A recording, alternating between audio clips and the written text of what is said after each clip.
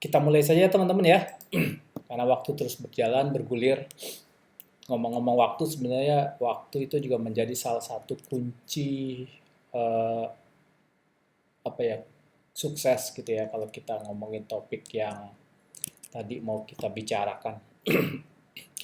Oke, melihat hasil polling gitu ya, karena ini seri ya antara pilihan yang pertama ya resolusi dan AI di tahun 2025 dan out of topic gitu ya, sukses sehat kaya raya bahagia dan berkah gitu ya. Eh, jadi saya simpulkan kita akan bahas kedua-duanya, tapi nanti beririsan ya, beririsan. Oke, eh, kita diskusi santai, relax, seperti teman-teman malam tahun baru kemarin gitu ya. Tapi sebelumnya saya pengen tahu dong, ada nggak yang mau sharing gitu ya? Apa sih resolusi kalian di tahun 2025 ini? Boleh ada yang mau sharing dulu, nanti baru kita diskusi lebih lanjut. Ada yang mau sharing? Silakan. Mungkin bisa urut aja Pak dari nama yang paling atas ke bawah. Dari absen, kalau dari absen saya duluan. Oke, siapa? Siapa yang mau? Boleh, silakan. Ayo, dari absen nggak ada yang dari absen. Dari NIM saya nggak hafal NIM-nya. Ayo, siapa? Rusdi, Jeremy, Hairul, Rahmat, Dani, atau Unai? Ada nggak kalian punya resolusi di tahun 2025 ini? Kalau punya resolusinya tadi ya, sehat, kaya raya, sukses, bahagia, ya berkah, wah itu bisa jadi resolusi juga ya.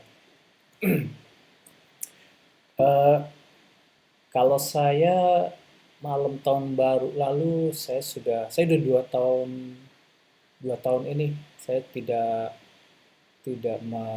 apa ya, maksudnya tidak merayakan tahun baru dengan apa, dengan berpesta fora atau berhura-hura atau berfoya-foya gitu, maksud saya bukan. Sorry, kalau tahun baru tahun lalu ya, pergantian 2023 ke 2024 itu saya ada di airport. Itu saya sedang berangkat dari Perancis ke Indonesia, Jakarta, lewat Istanbul, saya transit di Istanbul. Di Istanbul saya ketemu profesor waktu saya S2 dulu. Jadi beliau itu pembimbing S2 saya, beliau juga yang menjadi motivasi saya untuk lanjut S3 dan menjadi peneliti ketika itu. Jadi kita secara tidak bukan tidak sengaja ya, semuanya tidak ada kebetulan, mungkin ya energi beliau dan energi saya ketemu di Istanbul gitu ya. Kita sama-sama sudah sekian lama tidak bertemu semenjak terakhir sidang saya S3, beliau sebagai presiden jurinya. Jadi waktu itu 2000 berapa, 2015 kita ketemu lagi kemarin di tahun 2023 2024. Jadi kita ketemu di Istanbul. Jadi hampir berapa tahun, 8 tahun kita nggak ketemu gitu ya. Kita dipertemukan di satu pesawat karena kita transit di Istanbul. Dari Istanbul saya ke Doha. Jadi di Doha itu saya menunggu sekitar 4 jam. Jadi pas jam tahun baru 00 itu saya di airport Doha gitu. Karena saya transitnya 2 kali ya, Prancis Istanbul, Istanbul Turki, Turki Istanbul Turki, kemudian ke Doha gitu ya, Qatar gitu, baru ke Jakarta ya. Jadi tahun 2023 2024 pergantian tahun saya di airport, saya banyak merenung, saya baca buku, saya menghabiskan waktu saya dengan membaca buku di airport sambil ya, alhamdulillah di sana di sana apa ya, fasilitas airport itu memang cukup cukup sempurna gitu dalam hal ini untuk sholat, mandi gitu ya, istirahat itu sudah ada semua. Walaupun kita transit 4-5 jam tidak berasa karena saya enjoying gitu, menikmati waktu transit itu. Saya pernah transit hampir 10 jam pernah juga. Jadi total perjalanan dari Prancis ke Jakarta itu saya pernah paling lama itu 38 jam. Itu pernah saya lakukan. Karena 12 jamnya transit gitu ya. Waktu itu dari Amsterdam saya naik ya. Dari Belanda, transit Belanda. Kemudian di Belandanya nunggu sampai 10-12 jam gitu. Saya menikmati di Doha, Qatar, saya banyak baca buku. Jadi perjalanan saya bisa pada state seperti sekarang ini itu semua perjalanan hidup ya. Nanti kalian juga akan mengalaminya. Kalian akan apa ya? Paling enak itu kan merasakan experience gitu ya. Sama kayak kalian merasakan tahu gula itu manis, ya kan? Tahu kan rasanya? Gula itu manis atau garam itu rasanya garam, asin atau pahit, ada rasa pahit, jamu itu pahit gitu ya. Terus, nah rasa gula itu manis, teman-teman bisa merasakan ketika teman-teman sudah pernah mencicipi gula atau pernah memakan gula. Tapi teman-teman tidak akan pernah tahu rasanya manis kalau belum pernah experience, belum pernah merasakan manisnya gula. Gitu ya. Jadi kalau sama konon gula itu manis ya, hanya dengar saja tentunya apa ya, sense-nya rasanya beda gitu ya.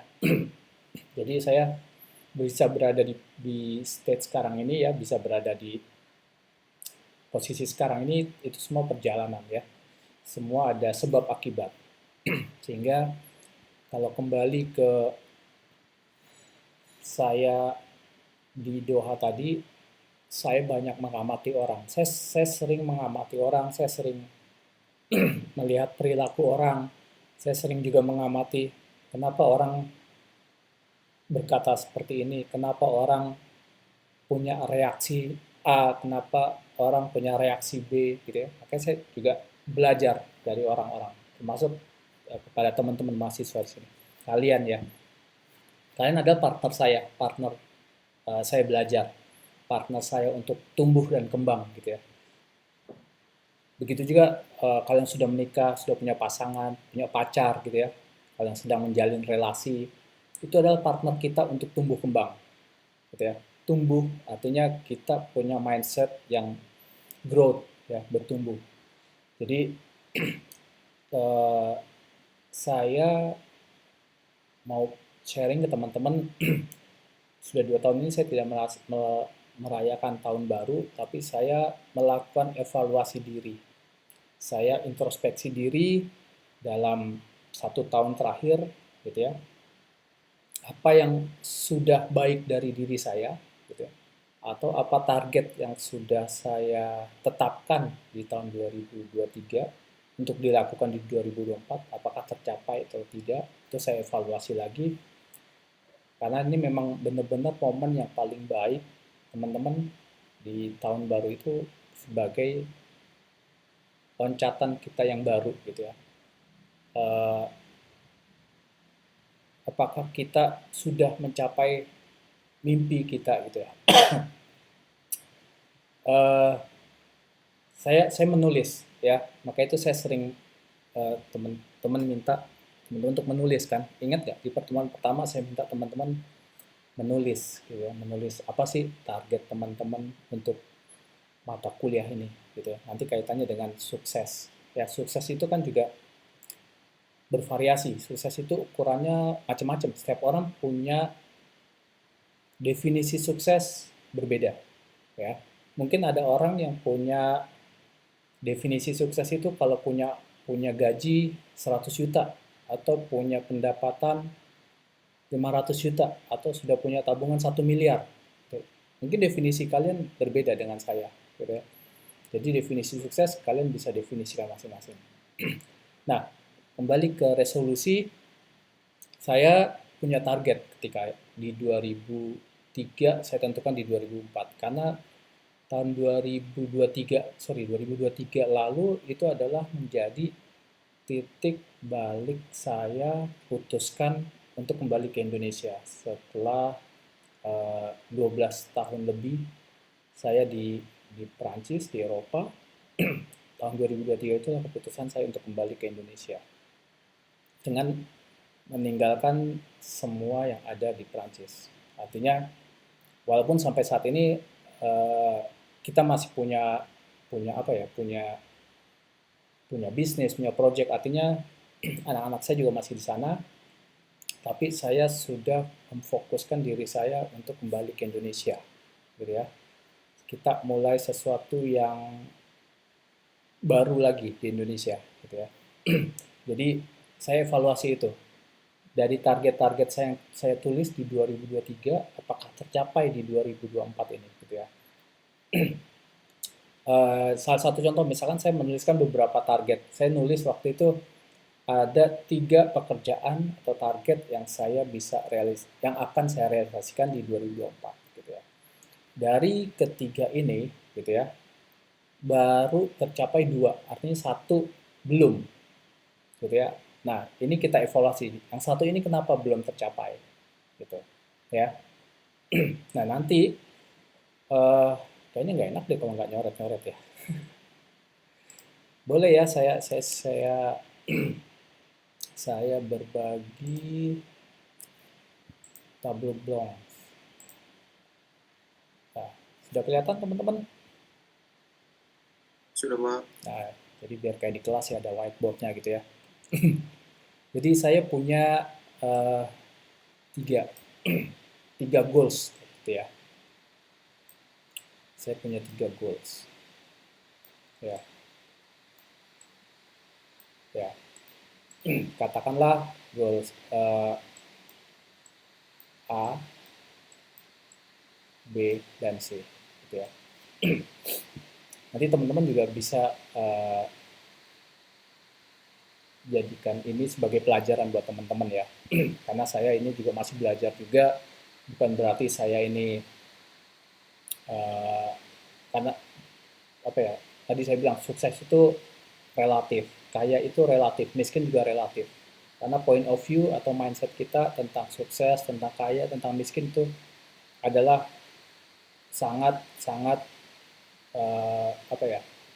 Sangat-sangat mungkin berbeda gitu ya. Oke, kembali ke target saya ini, goals ini saya buat di 2023 untuk di 2024 ya. Contoh apa ya? Contoh saya sebutin nggak ya contoh? Contohnya gini deh, sederhananya. Misalkan yang A saya punya target. Target saya di Indonesia dengan saya datang ke Indonesia, saya akan melakukan A, B, C. Itu target saya. Gitu.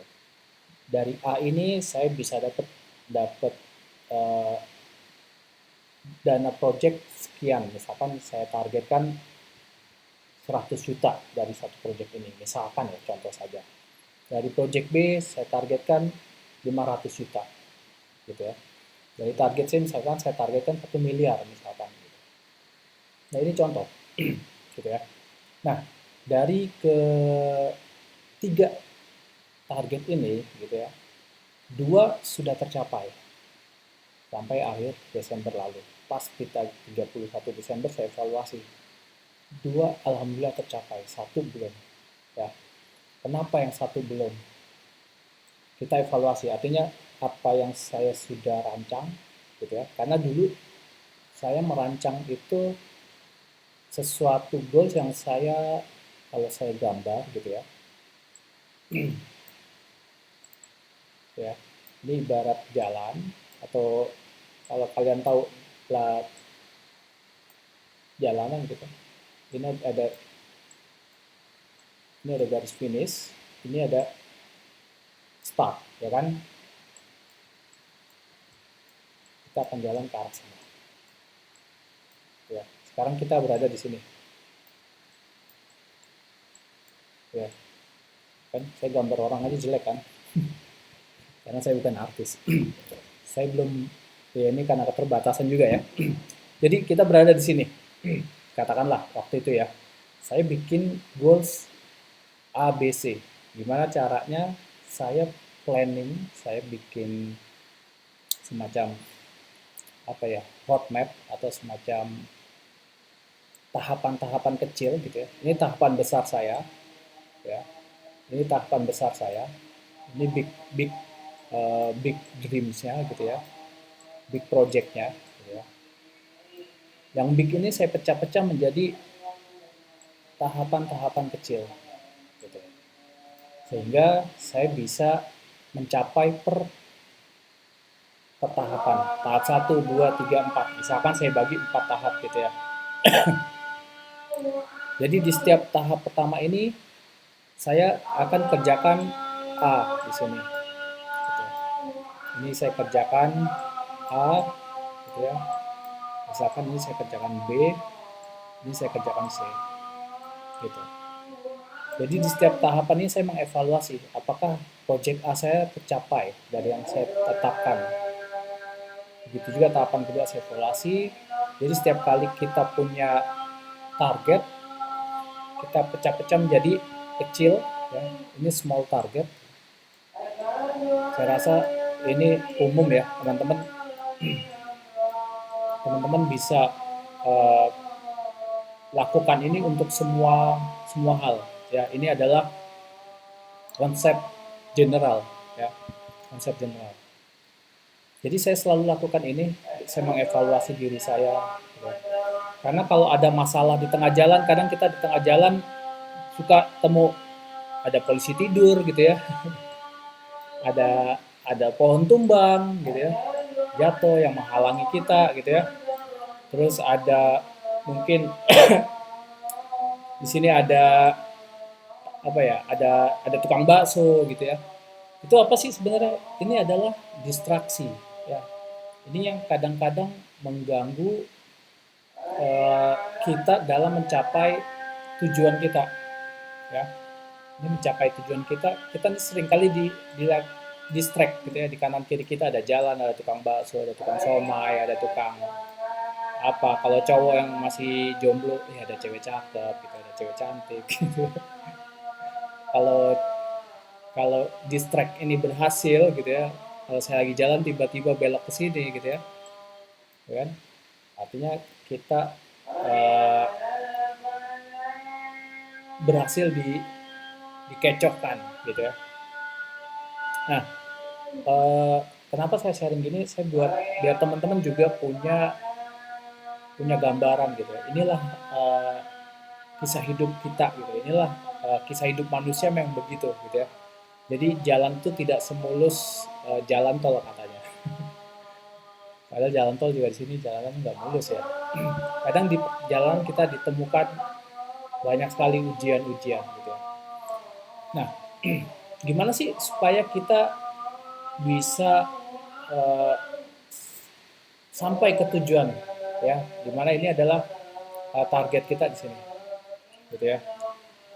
Sebelum saya sampaikan uh, ada sebenarnya banyak cara ya kalau teman-teman baca buku gitu ya. uh, Banyak baca buku ya. Kalau saya baca buku banyak banget. Yang salah satu buku yang bisa teman-teman baca itu buku apa, sebentar saya cari dulu ya. Bahasa Inggrisnya apa sih ya? Think and Grow Rich. Pernah dengar nggak? Think and Grow Rich. Ya, karangan Napoleon Hill. Ya, mana nih bukunya ini?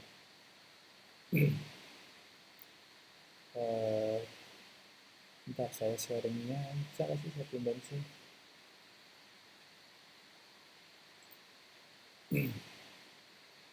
Sharing ke sini dulu ya.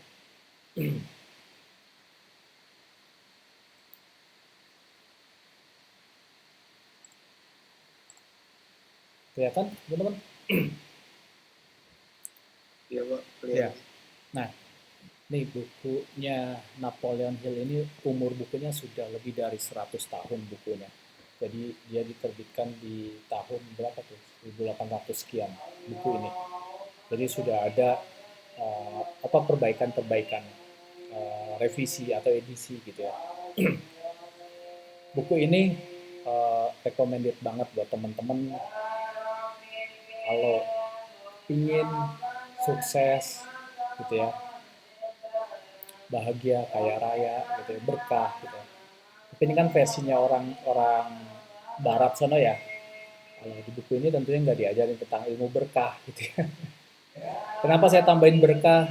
Ya kita sebagai orang yang percaya kepada Tuhan gitu ya, percaya pada Allah, tentunya saya kepingin apa yang saya punya, entah itu ilmu gitu ya, entah itu harta, entah itu barang, apapun yang saya kepingin menjadi berkah, tidak buat saya sendiri, tapi buat seluruh umat yang ada di dunia ini gitu ya. Maka itu saya tambahkan, buat apa sukses kalau sakit-sakitan ya kan, buat apa sih, kan banyak ya contoh orang sukses tapi di akhir hayatnya, bukan di akhir hayatnya, di akhir umurnya ketika dia pensiun dia sakit ya. Banyak contoh kan, kayak Jet Li ya, saya sering cerita Jet Li itu di masa mudanya dia memang kepingin menjadi apa art martial terbaik di dunia ya kan, Jet Li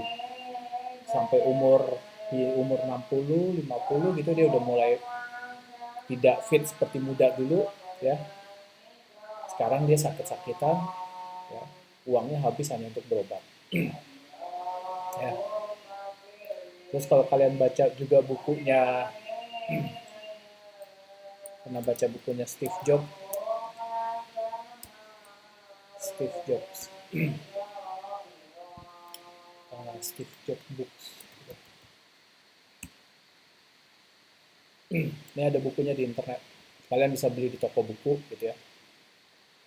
Steve Jobs masa hidupnya dia sebagai foundernya Apple ya. Kalian tahu nggak Steve Jobs gajinya berapa? Ada yang tahu?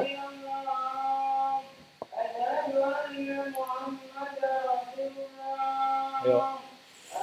Steve Jobs gajinya hanya $1 setiap bulan. Dari perusahaannya dia hanya minta digaji $1. Kenapa dia minta $1? Karena dia sudah pada puncak tidak lagi membutuhkan uang. Karena dengan gaji $1 hidup dia sebenarnya sudah cukup kaya dari royalty ya. Jadi setiap kali kita membeli produk Apple, iPhone gitu ya, terus sebenarnya kita membayar berapa persen royalty kepada Steve Jobs gitu. Makanya dia nggak perlu lagi gaji, dia minta gaji sebagai formalitas saja di perusahaan, hanya minta gaji $1. Kalian boleh sharing, cari di internet, cari googling aja berapa sih gajinya Steve Jobs gitu ya. Dia hanya minta gaji $1. Dengan begitu dia tidak perlu bayar pajak, karena dengan royalti yang dia terima ya, kalau royalti nggak kena pajak ya. Jadi dia dengan royalti aja dia sudah cukup kaya raya gitu. Jadi buku-buku yang saya baca ini yang banyak menginfluence saya, menginspirasi saya, maka itu saya sharing ke teman-teman gitu ya, tentang gimana sih kita hidup ini related nggak sih apa yang kita pelajari sekarang gitu ya. Jadi nggak sekedar kuliah gitu ya. Kalau dulu zaman saya disebut mahasiswa kupu-kupu ya, kuliah pulang. Tapi saya dulu mulai semester 2 saja saya sudah uh, bekerja, saya sebagai guru private ya untuk anak-anak SD, SMP, SMA. Saya ngajar, memberi pelajaran matematika, fisika, kimia dulu ya. Saya mengajar.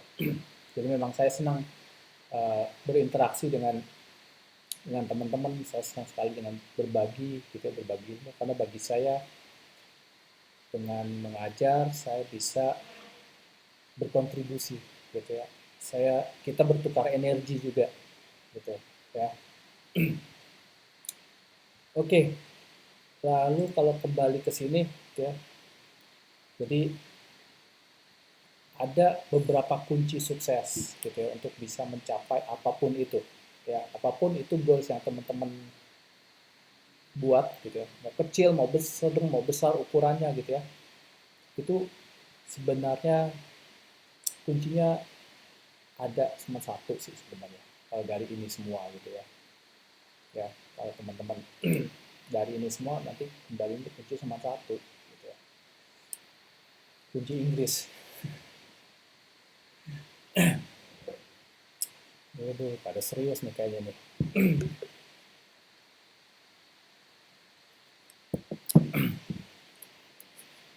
Oke, eh, jadi apa sih kuncinya untuk bisa mencapai goals ini gitu ya?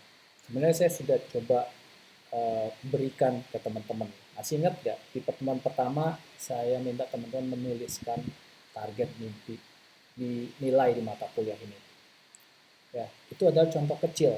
Teman-teman misalnya kepingin A gitu ya. Saya kepingin dapat nilai A. Ya, teman-teman sudah buat belum? Gimana sih cara mendapatkan nilai A? Gitu ya. Nanti kadang di tengah jalan kan ada distraksi gitu ya. Ah, ngapain ngerjain tugas? Ah, ngapain ngerjain ini gitu. Jadi banyak sekali distraksinya. Jadi kalau teman-teman sudah menentukan ya apa yang sudah teman-teman definisikan gitu. Kalau saya pengen dapat nilai A, maka saya jalannya ini gitu ya. Maka saya ajak teman-teman waktu itu quantum leaps gitu ya. Saya ajak teman-teman berhayal memimpi seolah-olah teman-teman sudah berada di sini dan rasakan emosinya, rasakan perasaannya gitu. Itu namanya quantum leaps. Karena perasaan kita itu sebenarnya bisa kita program ulang ya. Pikiran kita bisa kita program ulang supaya oh, ini loh rasanya kalau saya bisa dapat nilai A. Oh, ini loh rasanya kalau saya bisa dapat penghasilan sebulan 100 juta. Oh, ini loh rasanya kalau saya punya uang 1 miliar di rekening saya gitu ya.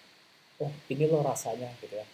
Kalau saya punya project 100 juta gitu ya. Oh, ini rasanya kalau saya punya project 5 miliar gitu ya. Coba rasain itu. Jadi kita yang kita sebut dengan quantum leaps.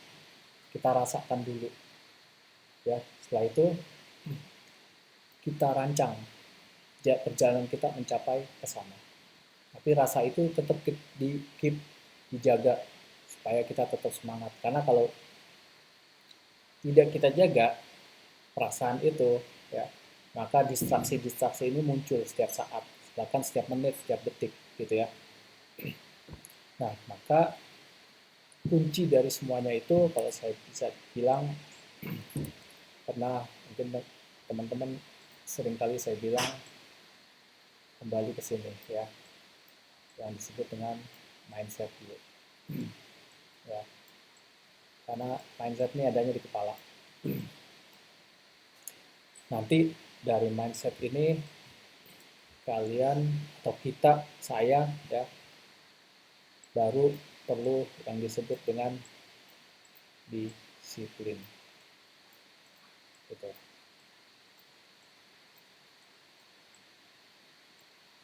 ya. Setelah itu komitmen ya.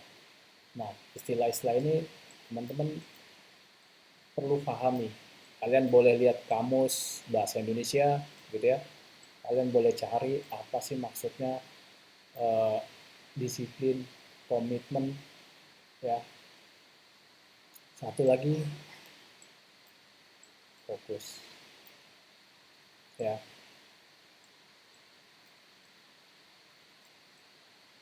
Udah, gitu ya. Fokus. Jadi ketiga ini kalau teman-teman jalanin gitu ya, sepanjang jalan ini kalau disiplin ya pasti apa yang sudah kita tentuin tahap pertama selesai. Tahap kedua kita disiplin dan komitmen selesai. Tahap ketiga disiplin komitmen selesai. Ya, dan fokus. Ketiga ini itu kuncinya. Ya, kayak kayak apa ya? Kalau kayak kuda itu pakai kacamata kuda aja gitu. Nggak nggak lihat kiri kanan lagi. Karena kalau tanpa ketiga ini banyak distraksi nih di kanan kiri. Gitu ya. Apa sih distraksinya? Ya.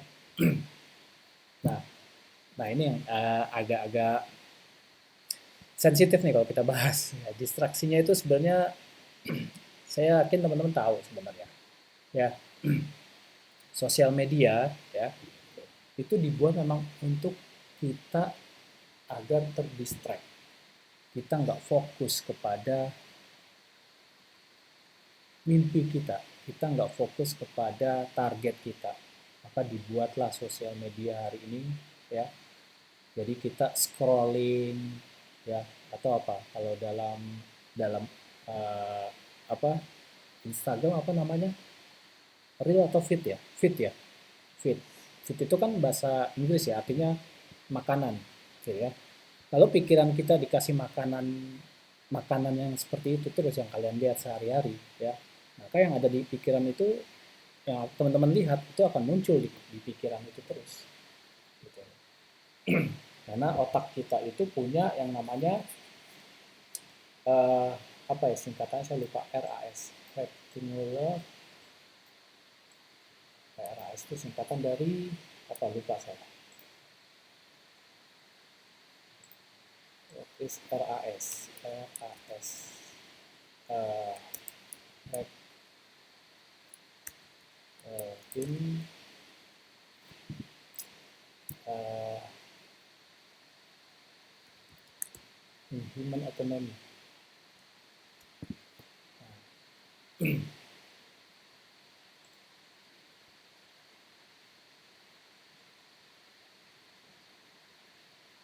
Nah lihat nih ada di mana nih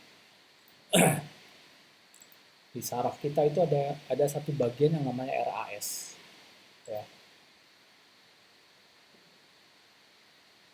ya ini otak ini luar biasa nih.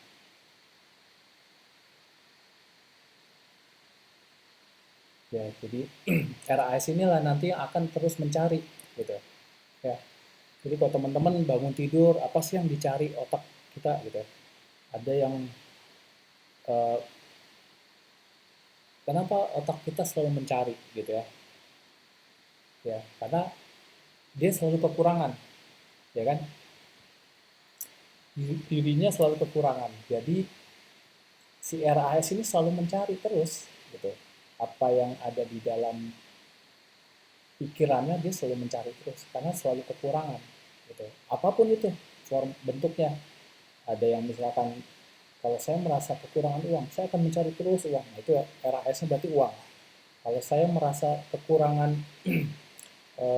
kasih sayang gitu ya itu pikiran kita akan selalu cari kasih sayang ke siapapun ke seluruh orang ketemu kalau saya misalkan kekurangan perhatian dari kecil gitu ya anak kurang perhatian nanti sampai dewasa RAS dia akan selalu mencari perhatian gitu. Maka itu sebenarnya tidak ada anak nakal anak badung gitu kenapa karena dari kecil dia memang kurang perhatian jadi selalu dia mencari perhatian RAS-nya mencari perhatian gitu.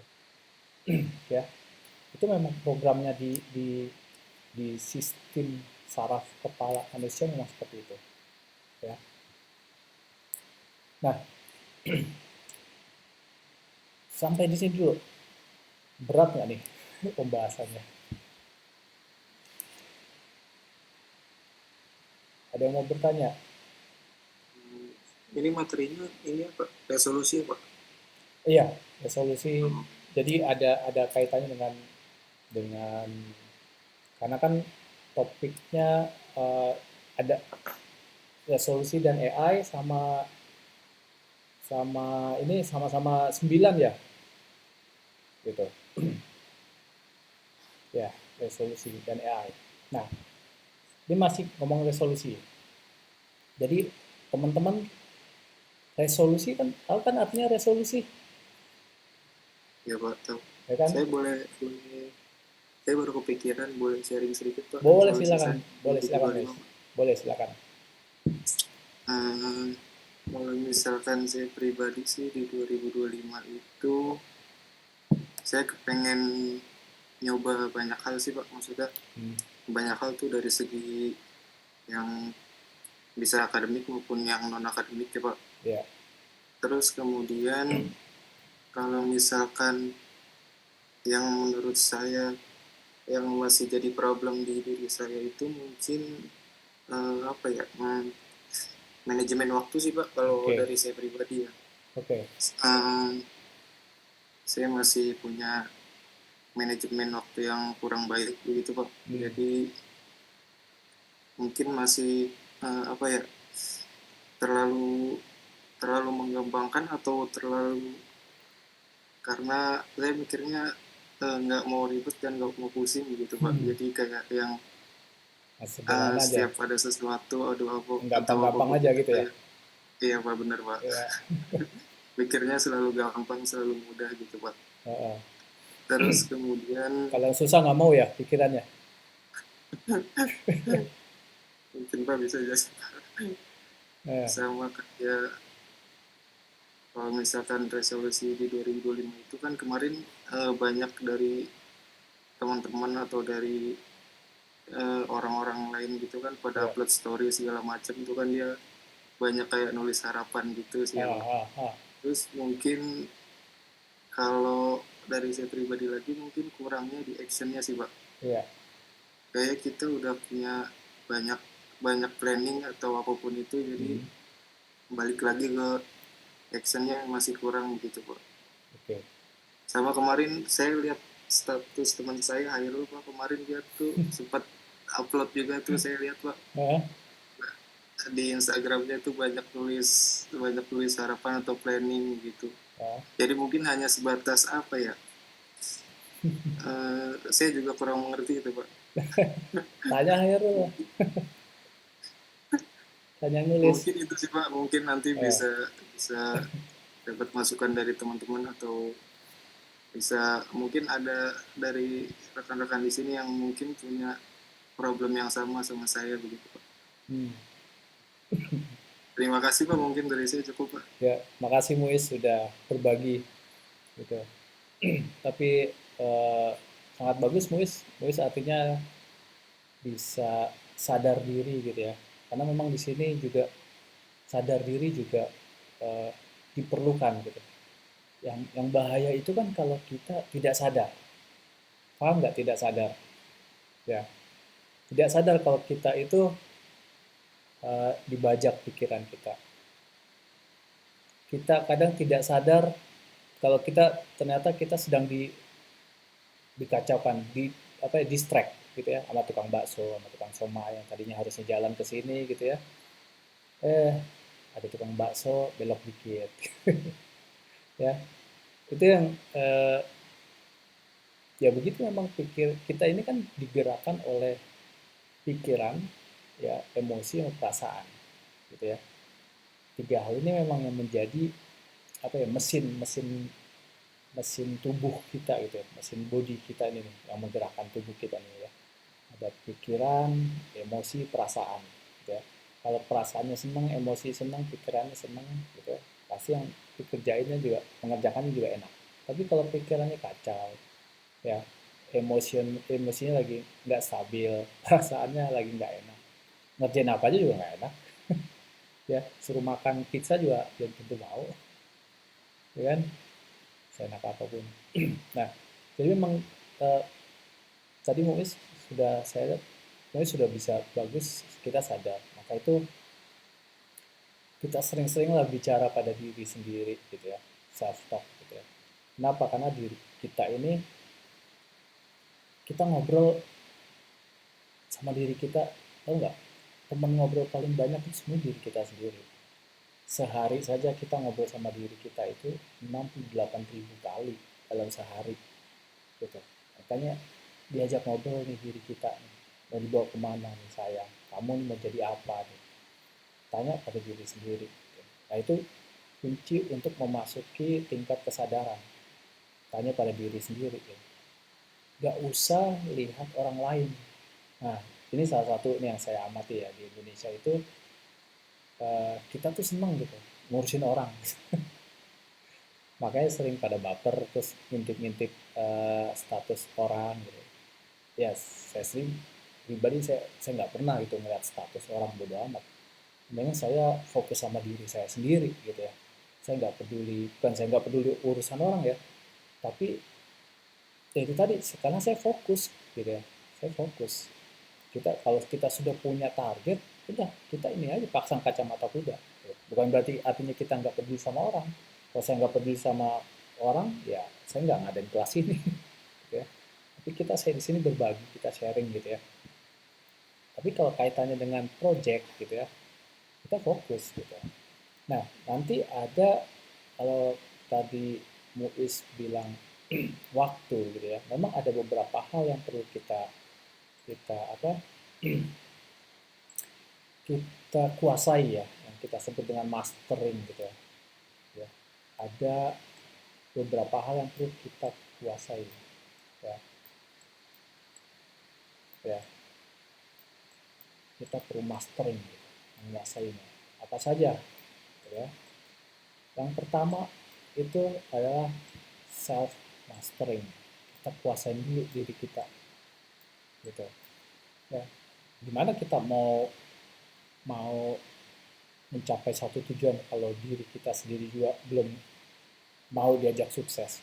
Tanya dulu diri, kamu mau nggak sih diajak sukses? Kamu mau nggak sih dapat nilai A gitu? Ya kan? Kan sukses itu macam-macam tadi saya bilang. Contoh kecil di mata kuliah ini. Kalau teman-teman tanya diri sendiri, kamu mau nggak dapat nilai A di mata kuliah ini? Kalau di dalam hatinya ada satu penolakan, oh jangan ngeyel kamu, jangan mimpi gitu. Nah, itu ada suara hati. Berarti ada sebuah penolakan gitu. Ya, ada gejolak, ada konflik di dalam dirinya antara keinginan sama si hati nih. Kadang aku nih kok ada dua gitu ya. Kadang sering gak sih kalian begitu ngomong diri sendiri gitu ya. Kalau kayak di sinetron kan suka ada tuh, ada yang ada suara di belakang gitu. Itu kan self talk gitu ya. Ketika kita menginginkan sesuatu, tanya lagi ke hati nih, ya ketika saya pengen dapat nilai A misalkan, atau ketika saya kepingin punya project dengan nilai sekian ratus juta, tanya lagi gitu. Ini hati di sini sempit atau lega gitu ya. Di sini ada kayak semacam apa ya, kayak ada semacam GPS juga, ada sensornya gitu ya. Kalau seneng rasanya lega gitu ya, emosinya bagus, berarti nanti sel-sel dalam tubuh ini akan mensupportnya. Tapi kalau saya kepingin nilai A, tapi di dalamnya sini, lo paling nanti dapatnya C, lo kan males gitu ya. Nah itu masih lebih kuat, eh, apa tuh, suara negatifnya ya, suara negatifnya masih lebih kuat. Nah itu yang akan mengganggu, maka itu perlu dijaga ya. Maka itu kita perlu menguasai mastering ya, self mastering yang pertama. Nanti banyak cara ya, ada buku juga kalau yang teman-teman perlu baca gitu ya. Kita perlu jaga pikiran kita supaya tetap selalu positif ya, karena begitu pikiran kita positif kadang hati kita negatif. Ya kan, saya kepingin nilai A tapi hatinya di sini, alah paling lo malas, orangnya malas kan, lo nggak bisa dapet A. Nah, kalau masih ada muncul suara-suara negatif itu, nah itu perlu dibersihkan ya. Nah, itu namanya self mastering, kita kuasain dulu diri kita ya. Nanti ini teman-teman bisa caranya dengan membaca buku tentang self development gitu ya, atau pengembangan diri ya bahasa Indonesia ya, baca-baca buku tentang pengembangan diri gitu ya. Atau kalau memang dirasa perlu teman diskusi, tutor gitu ya, yang kadang gini, ada orang, wah saya ini tipenya orang yang harus apa ya, diatur gitu, karena memang saya tak merasa nggak bisa ngatur diri misalkan gitu ya, ada tipe orang yang begitu. Artinya saya butuh coach, saya butuh eh, apa, mentor misalkan, saya butuh tutor, boleh silakan cari ya, banyak kok gitu ya. Mau diskusi boleh dengan temen, atau siapa yang kalian anggap, oh saya cocok kalau diskusi sama beliau nih, atau saya cocok nih kalau diskusi sama dia gitu ya. Boleh dengan teman sharing atau siapa yang kira-kira kalian rasa butuh dijadikan uh, tutor, mentor ataupun teman diskusi ya untuk menguasai diri ya, self mastering. Kalau saya ada coach, saya punya punya tutor gitu ya. Selain saya juga banyak baca buku, saya ikut seminar, saya ikut uh, apa uh, kelompok gitu ya, saya ikut grup yang yang saling menguatkan gitu ya. Nah, ini self mastering yang pertama.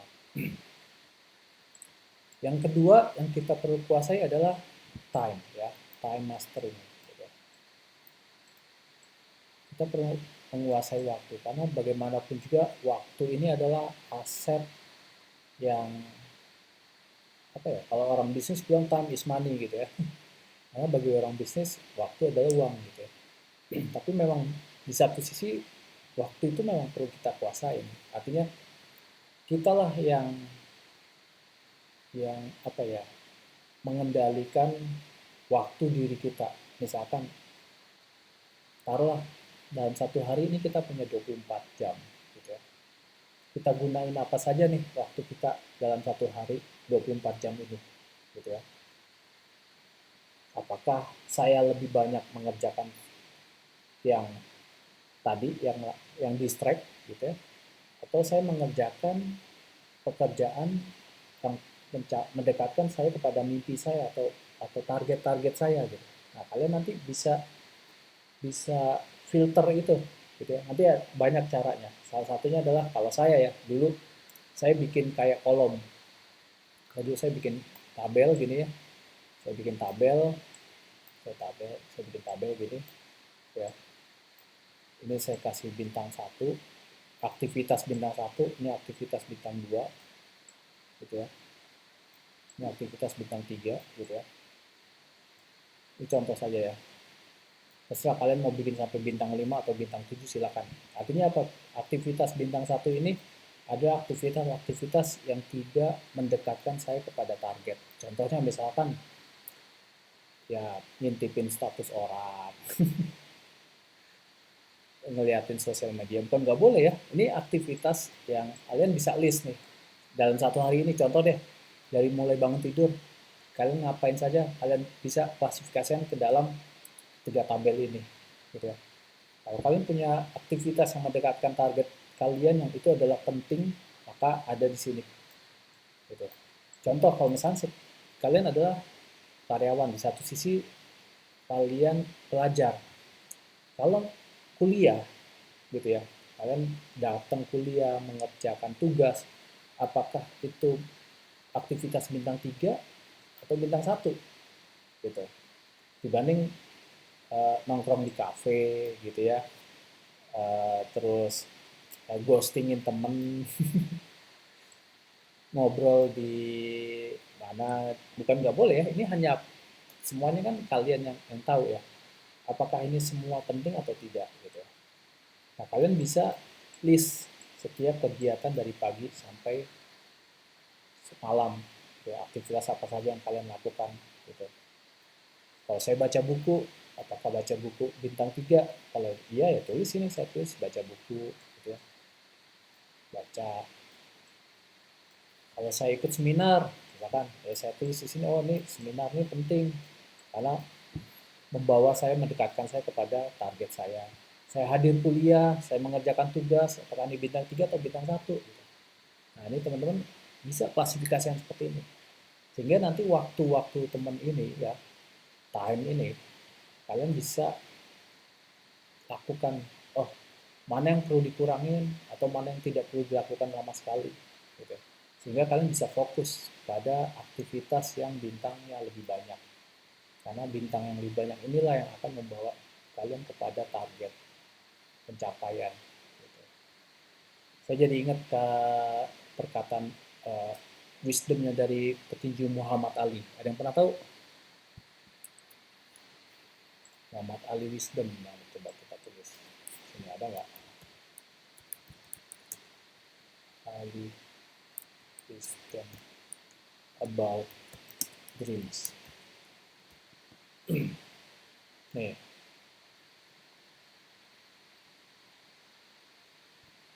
ya,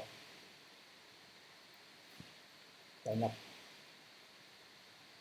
Kalau mimpi kamu ya tidak bisa eh, kamu kalahkan gitu ya, sebaiknya kamu bangun dan minta maaf ya.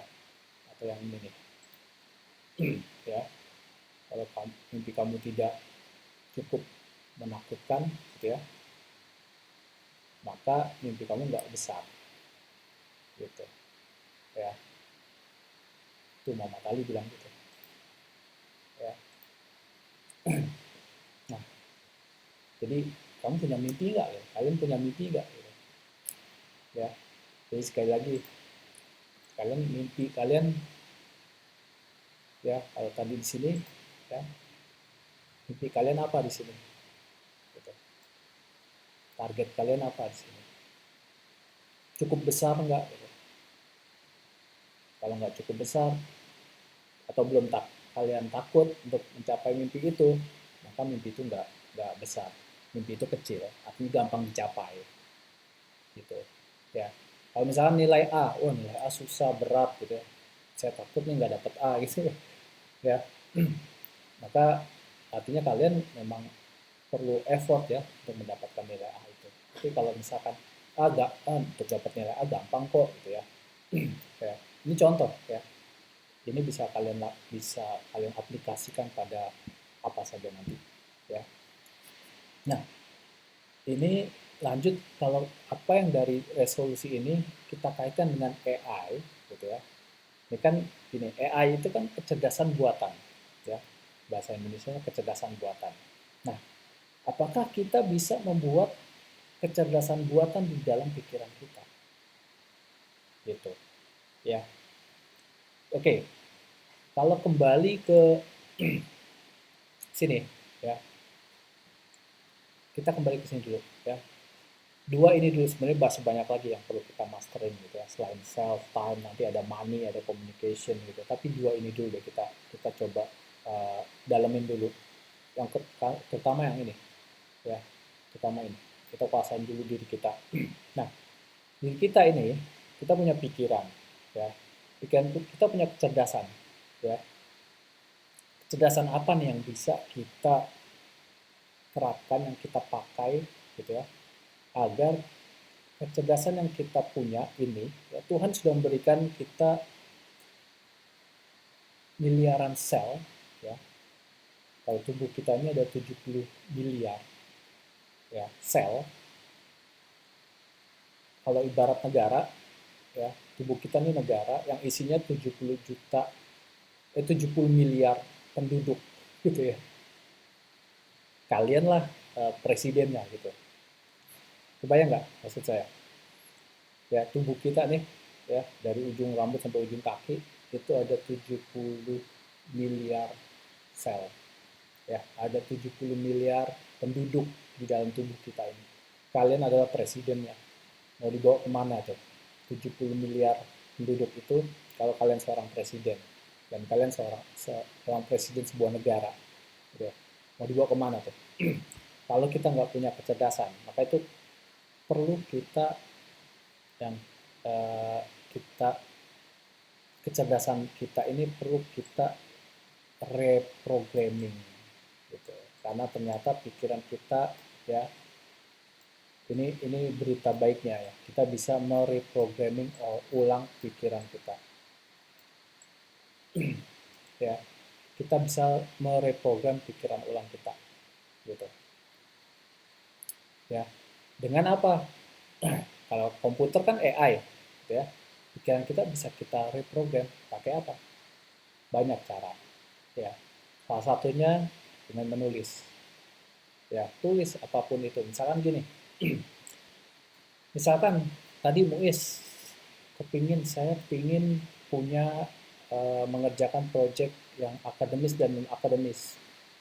Muiz boleh tulis, saya punya target bisa mengerjakan proyek yang akademis dan non akademis gitu ya. Lalu coba tanya lagi ke diri kita, ya, self talk lagi, digali lagi, ada nggak suara-suara negatif di dalam yang muncul dari pikiran, entah tiba-tiba muncul, lo paling cuma sebulan 2 bulan gitu ya.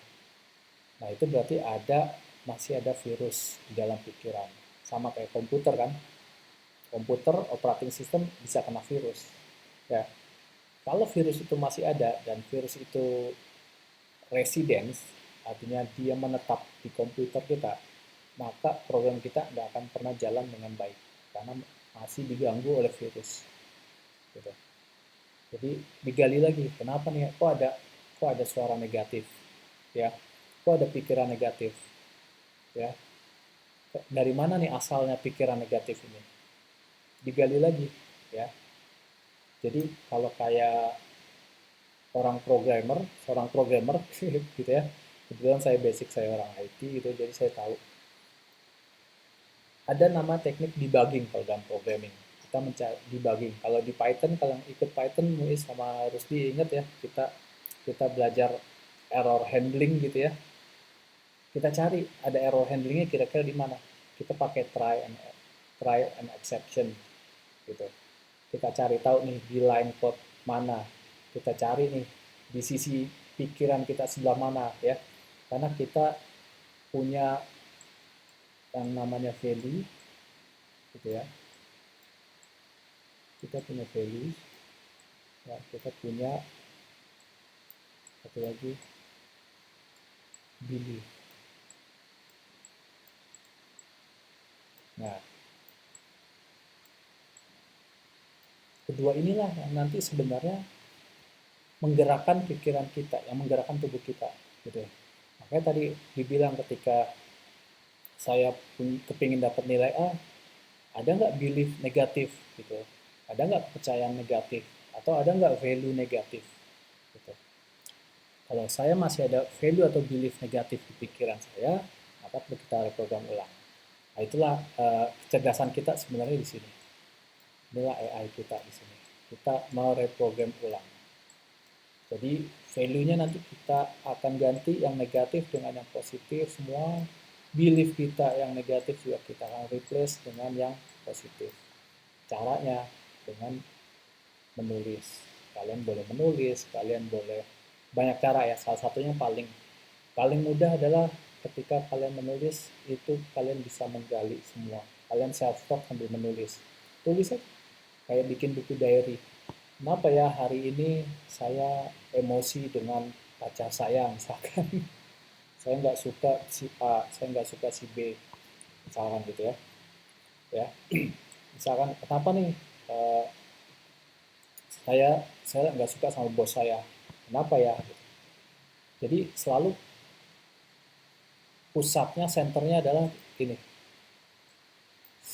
ke saya selalu, bukan ke orang lain, selalu kuncinya ke diri saya sendiri gitu, selalu kembalinya ke saya gitu, apapun itu ya. Kenapa bos saya marah, kenapa orang di jalan marah-marahin saya, nah, nanti kalau bicara lebih jauh lagi gitu ya, ada yang namanya LOA, pernah dengar ya, Law of Attraction. Artinya kalau ada hukum yang tarik menarik, ada hukum sebab akibat. Kenapa orang marah saya, kenapa orang marah pada saya, gitu ya. Kenapa orang nggak suka sama saya, kenapa orang benci sama saya, gitu ya. Itu kembali ke diri kita sendiri. Ada apa sih di diri saya? Kenapa orang marah sama saya? Tiba-tiba saya dipukul, tiba-tiba saya ditonjok. Ya, itu semua sebenarnya kembali ke diri kita nanti. Kalau kalian bisa gali itu, ya.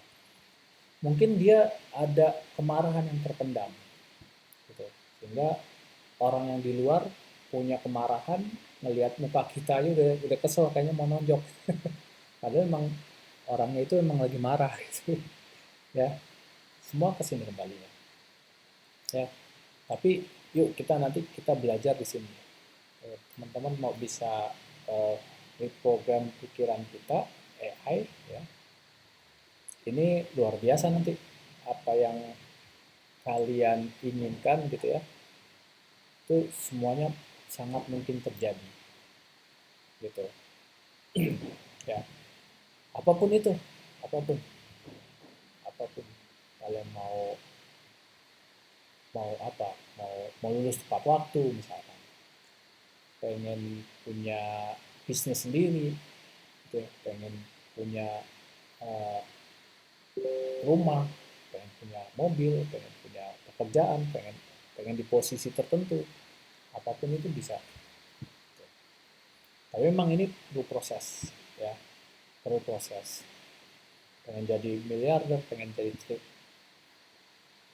apa di atas miliarder apa triliuner gitu ya, ya semuanya sebenarnya ada puzzle-nya, tinggal kita tentuin dulu kita nyampe di target mana sih gitu ya, kalau kembali di sini gitu ya, ya tentuin dulu nih di sininya nih ya, supaya kita tahu arah jalan kita mau kemana gitu. Nah, teman-teman punya target eh, tahun ini saya pengen punya penghasilan misalkan katakanlah 50 juta gitu ya, sebulan, bukan setahun ya, sebulan misalkan. Atau tulis saja, saya kepingin punya penghasilan 50 juta dalam sebulan, tulis. Terus cek lagi, cross check, ada nggak perlawanan di dalam diri kita, ya ada nggak, ada virus-virus negatif nggak, ada nggak belief negatif, ada nggak value negatif di dalam diri kita. Kalau ada, itu diganti dengan program AI kita. Nah ini nanti kita bisa bisa reprogram AI-nya. Jadi setiap kali ada yang negatif,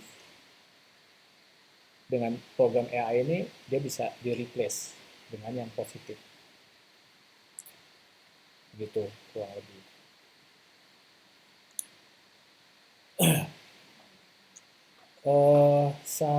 Apa lagi ya?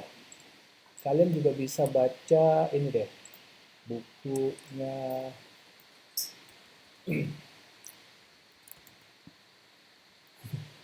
Tapi ini bukunya lucu sini. Saya udah pernah kasih belum? Tadi katanya Apa? Luis ya, malas tapi sukses. Nah ini perlu pemahaman yang cukup matang ya untuk bisa baca buku ini.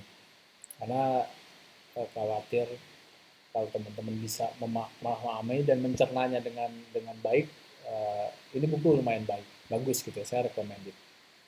Terus ada buku juga,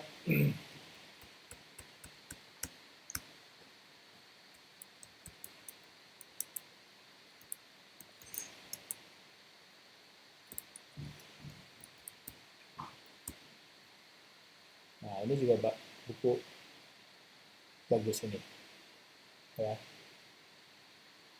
kalau mau kalian baca.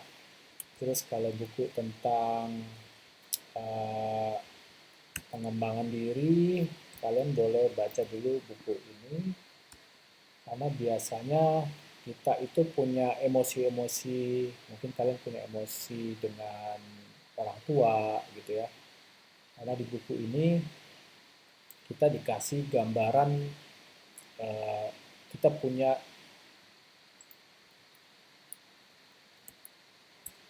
piramid,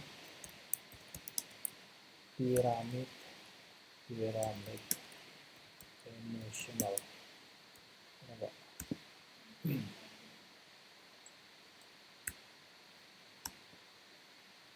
Nah,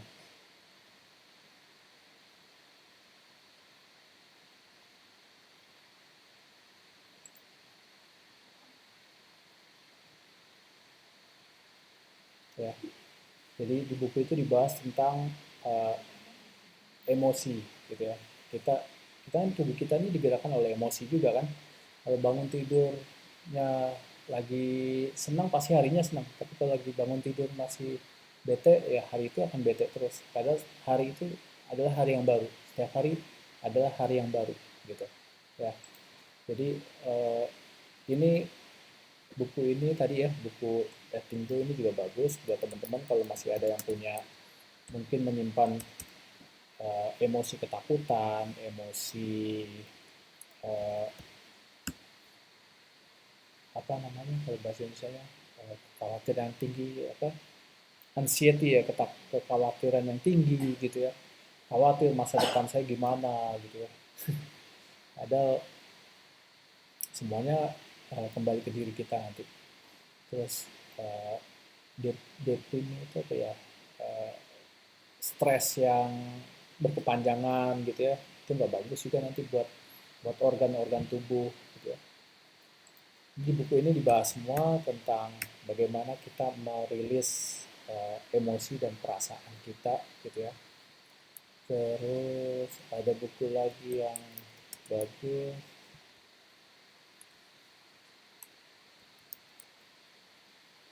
Power of Now, ini juga bagus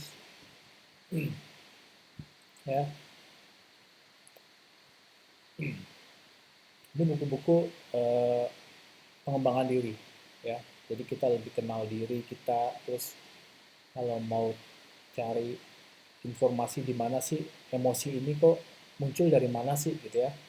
Itu ada buku yang bagus, judulnya Biology of Belief. Nah, nih bukunya ini, Biology of Belief. Terus sama satu lagi saya rekomendasiin kalian The Secretnya Rhonda Byrne. Nah ini secret, kuncinya nih, rahasianya ya. The Secretnya Rhonda Byrne. Ini masih hidup ya. Ya, Rhonda Byrne ini dia juga sama seperti kita gitu ya, manusia biasa, karyawan bahkan. Uang di dompetnya tinggal tinggal $10 gitu ya. Gimana caranya dari $10 dia pasrahkan kepada alam semesta, tunjukkan, dia minta kepada Tuhan gitu ya, tunjukkan kalau memang $10 ini bisa saya manfaatkan buat membantu orang yang membutuhkan, karena dia percaya gitu ya, kalau dia menanam dia akan menuai ya, tabur tuai. Jadi dia benar-benar mau ngasih uang ini kalau memang di jalan itu ada orang yang benar-benar butuhkan gitu. Sampai di jalan ketemu ada anak kecil mau mau membeli sesuatu, uangnya kurang gitu. Akhirnya uang itu dia kasih ke anak kecil itu ya. Seminggu kemudian dia dapat project yang nilainya $1.000, padahal dia ngasih $10 ke anak itu. Minggu kemudian dapat project $1.000 dibayar gitu. Jadi benar-benar dia percaya, jadi ada secretnya. Nah, kaitannya nanti dengan secret ini dengan letting go juga ada gitu ya. Jadi eh, ini kayak puzzle teman-teman ya. Kalau membaca buku nanti itu teman-teman akan upgrade ya, knowledge-nya upgrade, database-nya upgrade juga ya. Nah, kalau AI, nah kaitannya nih AI, dari buku-buku ini nanti teman-teman bisa mereprogram sendiri pikiran kita ya. Kalau nanti bingung wajar, baca lagi. Jadi baca buku itu nggak cukup sekali. Saya baca bukunya Letting Go itu sudah 3 kali ya. Buku Secret ini saya baru baca sekali karena saya sedang baca buku yang lain. Saya nanti akan kembali ke sini.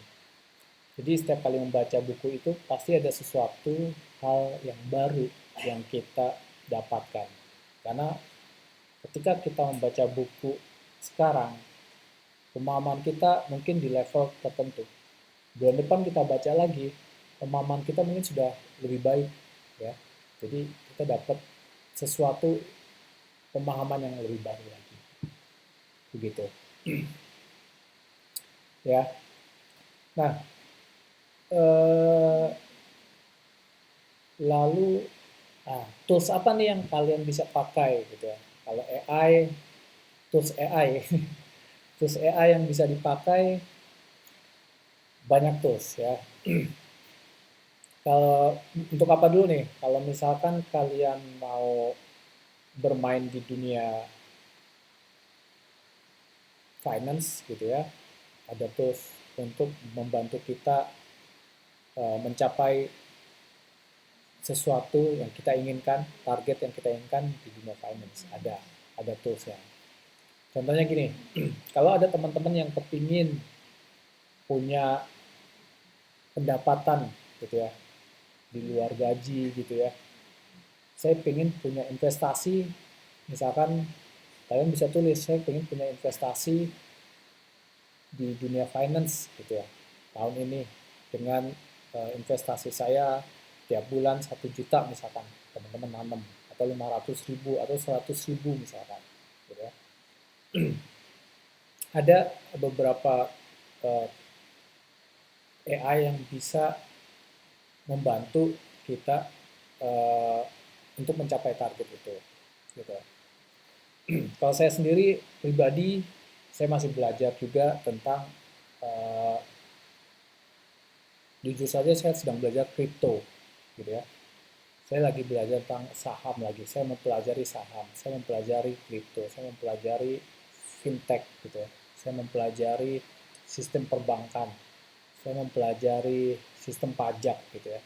Dari semua ini saya masih kulitnya saja dulu ya. Saya masih banyak belajar lagi. Gitu. Nah, kripto, saham, forex atau apapun itu ya di dunia investasi itu masih sangat memungkinkan gitu ya, sangat terbuka. Nah, teman-teman kalau mau baca bukunya Robert Kiyosaki ya, Robert Kiyosaki, Rich Dad Poor Dad. Nah, ini bagus banget ini. Ini kena banget. Saya baca ini ketonjok banget ini, gitu ya. Robert Kiyosaki bilang, gitu ya, tingkat cycle-nya manusia itu kalau dia gambarkan, kalau saya boleh gambarkan, gitu ya, dibagi menjadi uh, 3 gini kalau kata Robert Kiyosaki. Yang pertama di kuadran sini adalah ya terserah ya, artinya ada 4 kuadran, ada 4 kelompok gitu ya. Di sini adalah tingkatan karyawan, gitu ya. Tingkatan karyawan. Kalau naik ke atas ini tingkatan auto entrepreneur, gitu. Terus satu lagi apa ya? Saya lupa. Ada paling tinggi di sini, yang paling satu lagi sih saya lupa apa lupa. Ini adalah investor.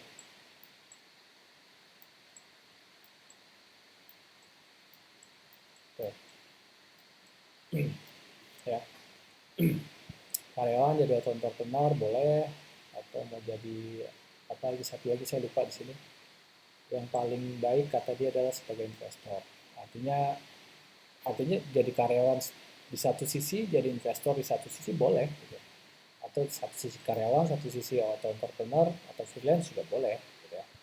Oh, di sini pengusaha, di sini entrepreneur, entrepreneur. Ya, gitu. Artinya boleh kalian bisa bergerak dari karyawan, karena memang kebanyakan kita dari sekolah, kuliah gitu ya, mulai dari karyawan. Mau bergerak jadi ke auto entrepreneur atau freelance, atau mau ke jadi entrepreneur gitu ya, pengusaha, atau mau langsung ke investor juga boleh. Gitu. Tapi kalau kita lihat di sini, mana uangnya yang paling besar, yang paling banyak? Apakah karyawan, apakah freelancer, ataukah entrepreneur, pengusaha, ataukah investor? Ternyata uang yang paling banyak, penghasilannya, revenue-nya, itu adalah di sini, ya, di dunia investor. Gitu. Apa itu seperti Warren Buffett, pernah dengar Warren Buffett? Warren Buffett, ya, dia investor terkaya saat ini. Dia yang punya Coca-Cola, dia yang punya uh, padahal dia jual beli saham doang, ya, dia invest di saham, ya. Kalian boleh baca bukunya, ada bukunya Warren Buffett, ya, ada bukunya, kalian boleh baca ini, ya. Dia pun juga mulai investasi di umur ini kok, bukan umur muda ya, dia mulai investasi di umur-umur 50-an gitu. Sekarang umur dia sudah berapa ya? Ada 70 kali ya. Mungkin ya, nggak hafal gitu. Ya, gitu. Oke. Uh, Sampai di sini ada yang mau bertanya, ada yang punya resolusi baru di tahun ini setelah saya berbagi seperti ini.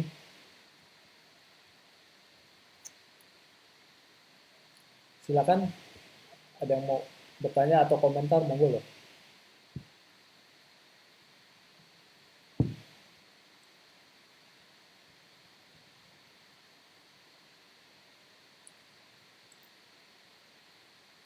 Halo, pada tidur ya?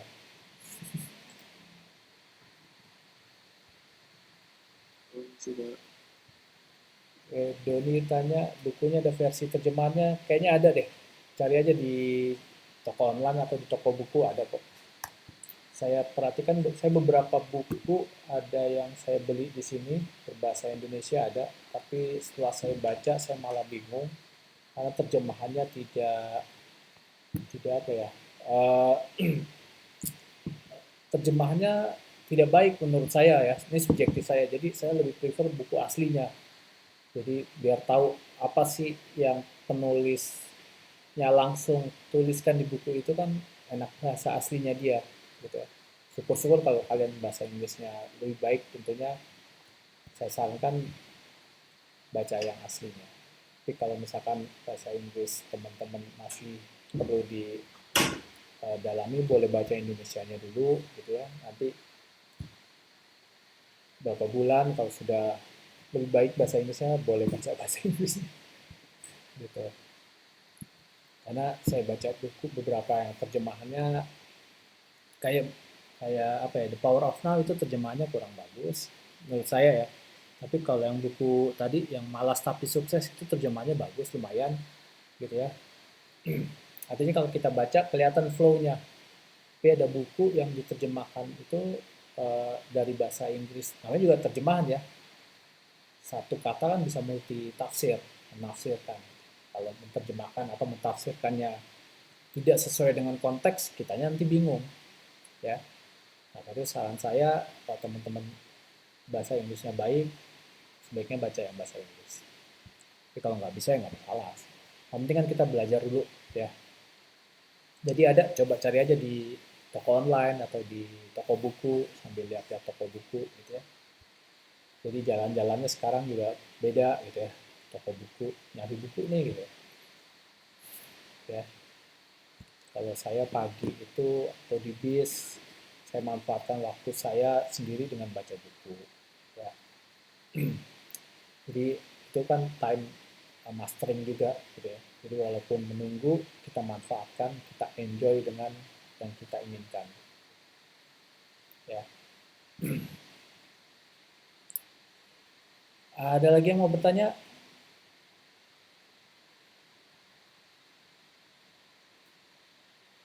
Enggak, boleh balik yang ke tabel 4 tadi, Pak. Tabel 4 tadi. Yang Tabel, tadi karyawan, terus oh ini. balance ya, terus Oke, oke, sebentar. Saya share.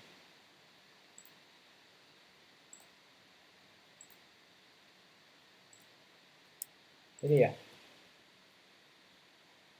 di sini kan ada beberapa tahap ya, Pak. Hmm. Jadi kira-kira kalau misalkan semuanya itu dimulai dari karyawan gitu, Pak. Hmm. Kira-kira maksudnya eh, kapan siapnya gitu, Pak? Maksudnya dari karyawan ke entrepreneurship itu perpindahannya tuh dilihat dari apanya gitu ya, Pak? Hmm. Mengerti nggak, Pak, yang saya maksud, Pak? Paham, paham, paham, paham, Wes. Ini Maka itu tadi saya bilang kan self mastery, tanya lagi ke diri sendiri sih sebenarnya. Kamu siapnya kapan? Gitu. Jadi gini, eh, kalau Muiz misalkan kerja dari pagi sampai sore gitu ya, mau jadi entrepreneurnya, jadi freelance-nya di sisi mana nih, di bidang apa yang kalian suka, yang kalian punya punya apa ya? Saya punya mimpi, saya pengen jadi seorang uh, entrepreneur di bidang apa gitu. Misalkan hobinya sport, wah saya pengen banget nih punya punya usaha gym misalkan, gitu ya. Ya, nah berarti perlu cari buku dulu, cari informasi tentang gym itu gimana sih ngelola sebuah gym. Kan sekarang ada kok orang yang buka gym hanya di ruko kecil gitu aja udah. Investasi kan hanya di alat saja, gitu ya. Beli alat, gitu kan, alat-alat buat nge-gym, sewa tempat, ya, investasi sekali, gitu kan. Itu kalau mau jadi manajer gym, misalkan saya senang sport gitu ya, saya bisa bikin toko peralatan sport, atau kalau saya punya tanah gitu ya, saya bisa bikin tempat futsal, saya bisa bikin lapangan badminton, saya bisa bikin lapangan basket disewain, ya itu jadi passive income juga, ya itu kalau punya tanah. Kalau nggak punya ya sama dengan sewa gitu ya, sewa tempat gitu. hmm. Kalian bisa bisa mulai dari hal yang sederhana saja, misalkan jadi jasa jasa freelance, kan ada website freelance ya. Misalkan saya senang desain grafis, ya saya bisa menjual jasa saya sebagai desainer, ya desain desain web, desain apa saja gitu ya. Saya misalkan bisa program, saya bisa menawarkan jasa saya sebagai programmer, saya bisa menawarkan jasa saya sebagai eh, data visualisasi, data science, saya bisa menawarkan jasa saya bikin machine learning, gitu ya, big data, macam-macam yang bisa kita, jadi kita ini aset juga gitu. Nah, teman-teman itu yang tadi eh, perlunya teman-teman menaikkan value-nya teman-teman, ya, gitu. Jadi mau mulainya dari mana ya? Kembali ke Muiz, aset apa nih yang bisa kita berdayakan, kita kita optimalkan, gitu. Pasti ada, makanya digali aja, digali kepada diri sendiri. Misalkan Muiz senang sport, ya udah cari auto entrepreneur atau bisnis yang kaitannya dengan sport, gitu. Ya, ditanya lagi ke diri, terus nyaman nggak saya ngerjainnya, gitu. Saya hobi nggak di situ, karena kalau nggak hobi, misalkan saya nggak senang yang misalkan jualan jualan sayur, saya nggak suka sayur. Saya nggak suka jualan sayur misalkan, ya bukan bukan bukan saya mematahkan, tapi kalau dari dalam dirinya saya nggak suka melakukannya, nanti itu kan akan jadi penghambat, gitu. Karena kita melakukan sesuatu yang nggak kita suka, gitu.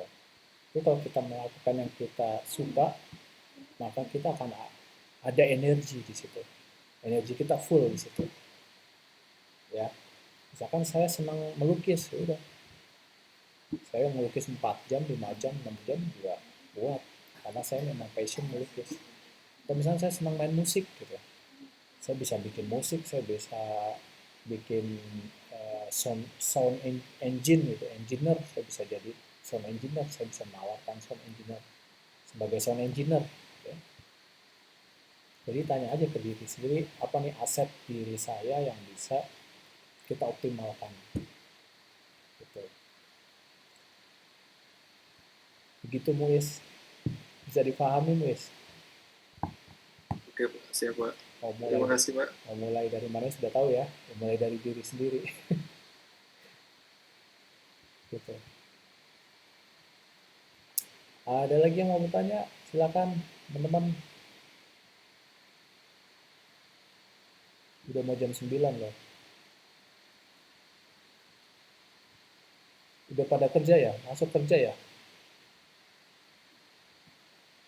Pak mau tanya tapi kayaknya di luar topik nih Pak. Gak apa-apa, silakan Mas. Emang ini 2 topik semua.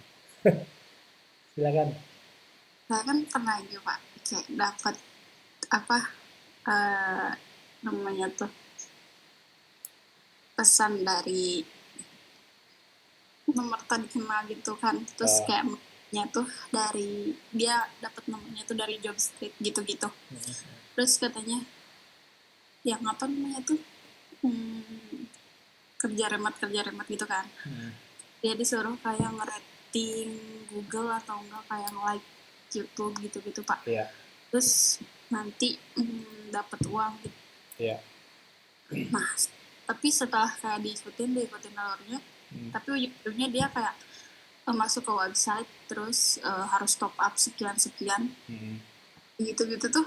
Iya. Bisa dilaporin nggak sih Pak? Bisa. Kayak itu tetap penipuan nggak sih Pak? Bisa dilaporkan. Jadi memang banyak website gitu yang mengiming-imingi kerjaan mudah, bisa remote gitu ya, per hari dapat sekian ratus dolar gitu ya. Hati-hati juga ya, itu banyak scam juga ya, banyak scamming gitu ya, hati-hati. Itu nggak hanya di Indonesia aja kok, itu internasional, network mereka internasional ya. Jadi kita perlu sadar juga, kita perlu aware juga, jadi jangan gelap mata dengan diiming-iming 100 dolar per hari, kita tapi disuruh top up dulu gitu ya. Hati-hati, yang namanya orang kerja ya kerja baru dibayar, bukannya kita naruh duit dulu gitu ya. Hati-hati. Nah, cara ngelaporinnya tuh gimana tuh Pak? Ada websitenya kok, lapor Pak. Enggak ada apa website. Ada kok dari Kominfo, sekarang Komdigi ya. Komdigi ada websitenya. Saya lupa. Kita cek sama-sama yuk. Melaporkan situs scam, situs penipuan. Nah, tuh ada namanya nih ya, ada beberapa deh ya, ada Nawala, ini berarti organisasi. Kalau Kominfo ada Trust Positif, Kominfo Go.id. Kalau polisi online, pom pengaduan. Terus Kominfo ada email juga bisa. Terus pejabat postel ya, postel Go.id ya. Bisa ajukan aja. Ya, banyak memang sekarang scam gitu ya. Nggak di Indonesia aja kok, saya di Eropa juga banyak saya dapat, dari Pakistan, dari mana, dari Iran, dari Afghanistan gitu ya. Katanya suruh dapat pekerjaan di Inggris gitu ya. Tapi saya suruh masukin data saya, rekening saya. Ya, kita bisa cek juga kan mereka dari mana websitenya, terus kita lihat Trustpilot atau advice website tersebut atau nama perusahaan tersebut, kita bisa lihat. Kalau nggak ada advice atau nggak ada penilaian dari Google, ya artinya mereka scammer. Mereka hanya mau collect data kita, karena data kita dikumpulin aja nanti bisa mereka jual kok. Nomor telepon kita aja bisa dia jual, nomor kontak kita aja bisa dijual gitu ya. Jadi tetap aware, sadar diri gitu ya. Tidak mudah tergiur. Begitu, Unai. Ya Pak. Kebetulan saya pernah mengalami Pak. Oh gitu. Sampai kemana? Dengan nominal yang lumayan Pak. Lumayan ya kan. Mungkin karena waktu itu pengen banget kerja Pak, lagi nganggur. Nah, itu kan namanya social engineering. Dia mencari orang-orang yang pada posisi emosi kepingin banget, ya kan? Ketika orang kepingin banget, ya kan, kadang naluri rasionalnya itu nomor sekian ya, karena ini udah pasti dapat kerja nih, top up isi data, top up ngasih. Nah kayak gitu, itu namanya social engineering. Mereka memanfaatkan emosi orang-orang yang di labil itu tadi kan, emosi sedang labil, orang nganggur sekian tahun gitu ya, akhirnya diiming-imingi pekerjaan sehari $100, siapa yang nggak mau gitu kan. Orang lagi kepingin-pinginnya gitu ya, malah kejeblos gitu ya. Hati-hati, perlu waspada, tetap waspada untuk kasus-kasus kayak gitu ya, scamming, terus phishing juga lewat email ya, terus bahkan lewat lewat sosial media ya, banyak sekali kan, ada yang lewat Facebook, Instagram juga ada, lewat jalur LinkedIn juga ada gitu ya. Gitu ya. Nah kembali tuh, kalau kayak orang-orang yang pernah, siapa sih di dunia ini yang di mana ada penipu di situ ada korban. Kenapa bisa jadi korban gitu ya? Ya kedua orang ini sebenarnya satu energi. Yang satu memang dia memang di posisi ingin menipu, yang di sini sisi ini dia karena lemah ya, dia mudah ketipu gitu. Jadi memang kan ada sebab akibat, frekuensi gitu ya. Kalau dari sisi spiritual nanti bisa dilihat dari kenapa saya ketipu gitu ya. Balik, maka itu tadi saya bilang self mastering, tanya aja ke diri sendiri, jawabannya ada di dalam diri kok. Jadi kalau cari sesuatu, ya mencarinya keluar, tapi carinya ke dalam. Kalau misalnya saya ketipu, berarti yang salah di saya. Kenapa saya ketipu gitu?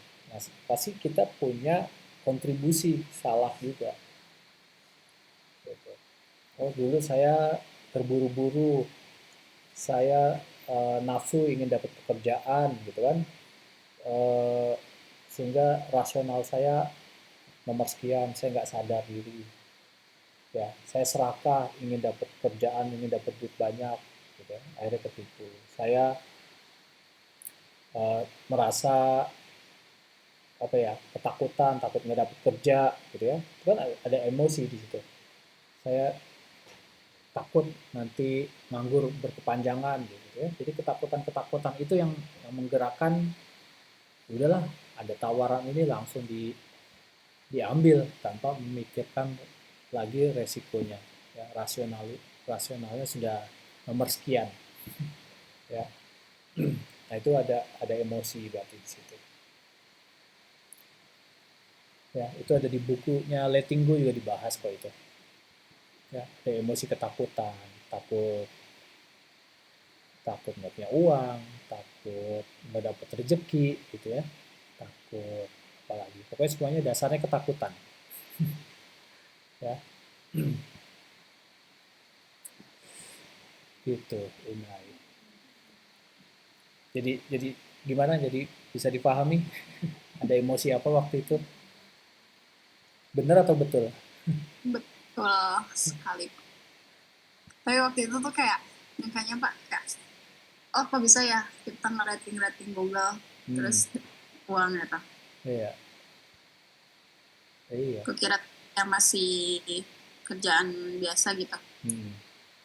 Taunya dia masuk ke website apa namanya ya kalau yang kayak gitu tuh, rekrutmen gitu ya, yang top up apa ya, yang deposit gitu ya. Kayak gitu Pak. Iya. Terus setelah dari situ terus kan kayak banyak ke distract juga sih di situ, kayak dimasukin ke grup Telegram. Terus harus klik ini diikutin. Iya. Akhirnya begitulah. Ya di grup Telegram tuh temennya dia semua. Iya. ya banyak memang modus-modus hari ini ya. Gitu. Makanya hati ya, tetap tetap waspadalah teman-teman ya. Gitu. Eh, Tidak ada di dunia ini yang apa ya istilahnya, eh, sukses itu secara instan itu nggak ada ya. Makanya orang kenapa banyak orang ya, kebanyakan orang pengen cepat kaya, kenapa? Sebenarnya itu jiwa jiwa atau emosi-emosi yang apa ya, justru orang yang kayak gitu orang yang serakah ya, serakah. Jadi apa apa pengennya yang lebih banyak gitu. Jadi nggak pernah kenal kata cukup gitu. Atau juga tidak bersyukur ya, tidak bersyukur dengan apa yang dia miliki sekarang. Kan kalau di dalam dalam kitab ya orang Islam kan kita bilang kan, siapa yang bersyukur maka aku lipat gandakan lipatkan gitu. Makanya itu bersyukur aja. Kalau orang yang nggak bersyukur kan hari ini dapat sekian ngeluh gitu ya. Itu kan virus-virus juga, pikiran negatif, mengeluh gitu. Ya, mengeluh dapat segini, gaji cuma segini gitu. Ya, bersyukur aja dulu apapun itu gitu ya. Nah, itu di bukunya The Secret, terus di bukunya Letting Go itu juga dibahas tuh. Terutama The Secret tuh. Itu diajarin bersyukur. Kita bersyukur. Mulai bersyukur, mulai dari minum aja, bisa makan saja bersyukur. Bisa punya pekerjaan, bersyukur. Nanti di situ akan ditambahkan nikmatnya. Gitu. Ya, jadi kita di situ diajarkan juga melihat dari sudut pandang yang lain. Di setiap hal itu ada positifnya. Kita diajarkan melihat segala sesuatu itu yang positif. Sekali misalkan nih kayak Unai pernah tertipu gitu ya, atau pernah kejeblos gitu ya, atau siapapun di sini yang mungkin pernah kejeblos juga, coba deh review lagi ya, review lagi, coba di situ pasti ada sesuatu yang positif di situ. Coba belajar, lihat yang positif dari setiap kejadian sekalipun itu buruk gitu. Sekalipun itu menyakitkan, pasti kita bisa belajar ambil hikmahnya kan gitu. Dalam ajaran agama manapun kan gitu, apalagi bagi yang muslim gitu ya, karena Islam itu mengajarkan dengan hikmah ya, tentunya ada hikmah di balik itu semua ya.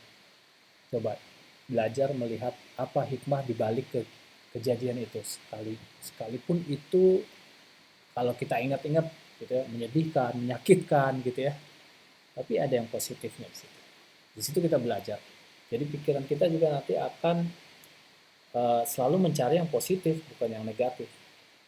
Jadi kita nih dilatih nih, kita punya panca indera, ya, mata ya untuk melihat, telinga untuk mendengar, gitu ya, hidung untuk mencium. Tapi ini kita dibantu panca indera kita, pikiran kita untuk melihat yang positif, apapun itu. Ya, coba dilatih deh. Misalkan yang tadi Unai, dari kejadian itu, kira-kira apa ya hal positif yang bisa dapat dari situ, dari kejadian itu? Apa coba belajar deh. Apa hal positif yang bisa didapat dari kejadian itu? Lebih aware aja sih, lebih Ya kan, kita jadi lebih hati lagi. lebih sabar, lebih Iya, hati-hati, bersyukur, gitu kan? gitu. Mungkin dulu nggak bersyukur, lupa Gitu. kita bersyukur gitu. Punya uang kita manfaatin buat yang baik gitu kan, kan bersyukur. Donasi, kita berbagi, gitu kan? Ya, berbagi kepada siapa yang membutuhkan tentunya, gitu ya. Gitu. Kalau di bukunya Mani Mahmudnya Nasrullah kan gitu, berdonasi, bersodako gitu lah, bahasa bahasa bahasa Islamnya kan gitu, sodako, kita kita bersedekah gitu ya, atau berdonasi ya, itu salah satu cara juga untuk mewujudkan kita bersyukur dari rezeki yang kita dapat gitu. Kadang kita lupa bersyukur gitu.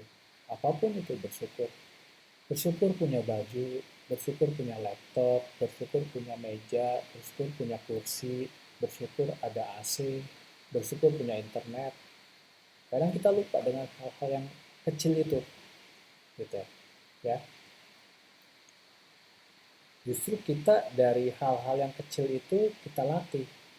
Karena kan kalau kembali ke sukses yang besar itu ya, kita bisa mencapai sukses yang besar dimulai dari sukses yang kecil. Ya kan? Nggak ada yang sukses tiba-tiba lahir sukses besar. Ada nggak? Nggak ada. Semua orang yang sukses, perusahaan besar sukses, ya, selevel Sampurna, ya, perusahaan Sampurna, selevelnya Sinarmas, itu mereka dari perusahaan kecil juga, gitu ya. Ya, mereka dari perusahaan kecil semuanya, gitu. Sehingga mereka jadi perusahaan terbesar di Indonesia, 9 naga itu kan, Sinarmas, terus Sampurna, ya kan, semua dari perusahaan kecil. Contoh kayak Bank BCA dulu kan, BCA kecil juga itu, sekarang bisa jadi bank besar di Indonesia gitu ya. Semua dari hal yang kecil. Apa itu teman-teman, kita latih dari hal yang kecil dulu ya. Sukses yang kecil gitu. Sukses kecil apa hari ini yang sudah kita lakukan gitu. Apa nih sukses kecil, teman-teman bisa nggak mendeteksi gitu, apa nih sukses kecil saya hari ini gitu. Oh misalkan hari ini saya sukses membuat program, kalau saya seorang programmer, saya sukses bikin modul ini nih, saya berhasil. Nah, teman-teman yang kerja, oh saya sukses mengerjakan tugasnya dengan baik dan benar, itu juga sukses yang kecil. Oh saya sukses berdonasi hari ini, itu juga sukses. Ya, sukses-sukses yang kecil itu lah. Lalu teman-teman rasakan, ya, oh sukses yang kecil ini nanti kita rasakan emosinya, kita bahagia, maka itu kalian senang, kaya raya, bahagia, berkah gitu ya. Jadi dari yang kecil ini nanti kita sudah terbiasa, kalau yang kecil aja kita sudah bisa merasakan, apalagi yang besar. Jadi kita sudah terbiasa dengan emosinya dulu ya, sehingga nanti mendapatkan sukses yang besar ada sesuatu hal yang nggak kaget, perasaan kita, emosi kita gitu ya. Maka itu kayak apa ya, ada orang misalkan gini, orang miskin pasang lotre, tahu kan lotre ya, misalkan ada orang miskin pasang lotre gitu ya, nah itu dia dapat ya, karena dia nggak biasa ngatur uang yang kecil-kecil, begitu dapat uang besar sebulan juga dia jatuh miskin lagi. Kenapa? Karena dia belum punya emosi layak mendapatkan uang itu. Dia hanya orang miskin yang sedang banyak duit saja gitu ya. Kenapa? Karena dapat lotre ya. Kan ada tuh banyak cerita di Amerika, uh, seorang tunawisma gelandangan gitu ya, menang lotre ya, dia beli mobil apa Ferrari, Lamborghini, dia buat ngebut di jalan tol, tabrakan, jeder, udah selesai, mobilnya nggak diasuransiin, miskin lagi besok, jadi gelandangan lagi, jadi gembel lagi gitu ya. Banyak kok contoh lain ada di bukunya si Think and Grow Rich, juga ada tuh, ada seorang di situ digambarkan orang yang berjualan sabun gitu ya, atau asuransi, ada yang jualan asuransi tapi dia mentalnya mental nggak pernah bersyukur gitu ya. Dia dapat dapat satu klien saja sudah puas gitu ya. Tapi yang lainnya, temennya yang lain ada yang belum dapat tapi dia usaha terus, sampai dia pergi ke satu kota yang kosong, yang belum pernah dengar kata-kata asuransi, dia datang ke kota itu, satu kota asuransi polisnya beli ke dia, coba ya. Nah eh, itu tadi bersyukur dari hal-hal yang kecil gitu. Jadi setiap setiap accident, setiap kejadian apapun itu pasti ada hikmahnya gitu. Ada lagi yang mau bertanya?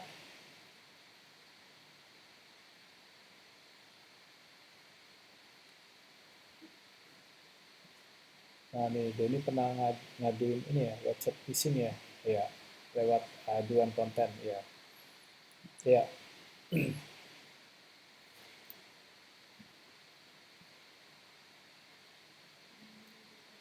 Oke, ada lagi yang mau bertanya teman-teman? Atau mau komentar boleh? Cukup,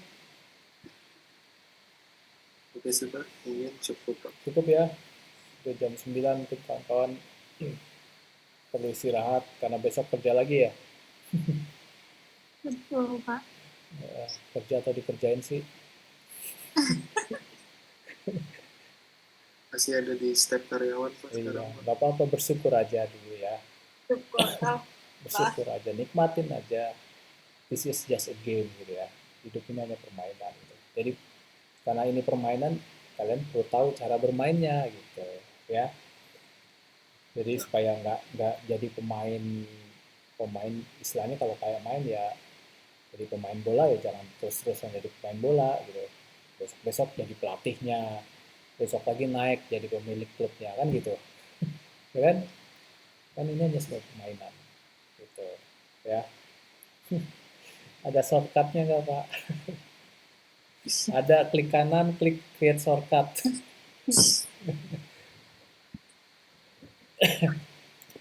Ya, nggak ada. Kalau mau sukses ya ada nggak ada shortcutnya. Kalaupun ada dapat ntar juga hilang sebentar gitu. Ya kan? Resolusi 2005 tarif lebih baik. Nah, kalian mau jadi individu seperti apa sih di tahun ini gitu. Kalian tahu ini nggak kalian suka nonton film atau drama gitu ya? Kalian ada nggak aktor film yang kalian favoritkan? Ada nggak? Nggak ada, Pak. Nggak ada, Pak. Nggak ada. Drakor ya nontonnya. Tahu yang main ini nggak? Jack Sparrow. Siapa? Main film.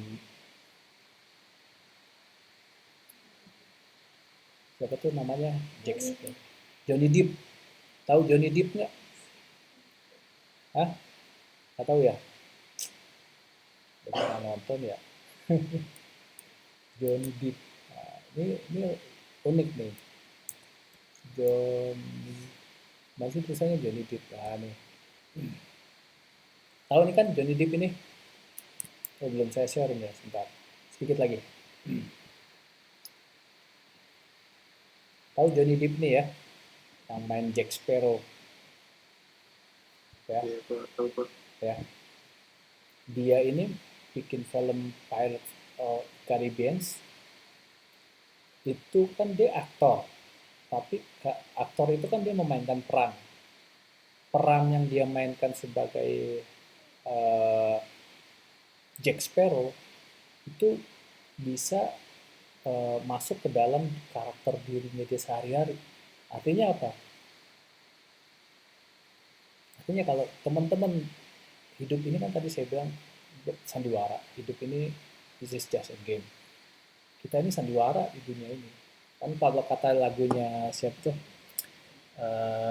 Ahmad Albar ya, panggung sandiwara ya. Kan? Kalian mau main sebagai apa sih di dunia ini? Sebagai peran apa sih gitu? Ya acting aja, dunia ini acting aja. Kalau tadi mau acting jadi orang sukses ya udah acting aja jadi orang sukses. Kalau misalkan Doni mau jadi apa? Doni misalkan saya kepingin jadi bos sebuah perusahaan, ya udah acting aja sebagai bos orang perusahaan, bikin aja skenario nya sendiri. Karena Johnny Depp ini dia bikin skenario film, dia mainin film, berperan sebagai Jack Sparrow, sebagai orang yang lucu, nyeleneh gitu ya, itu kebawa dalam kehidupan dia sehari-hari gitu ya, dari film kebawa ke dalam hidupnya. Kalian juga bisa, saya juga bisa, kita semua bisa gitu. Kan karena otaknya direprogram lagi ya, dengan skenario yang kita bikin, dengan skenario film gitu. Oke, itu sekilas saja. Nah, itu The Pursuit of Happiness yang main si Will Smith ya, itu juga film yang bagus tuh ya.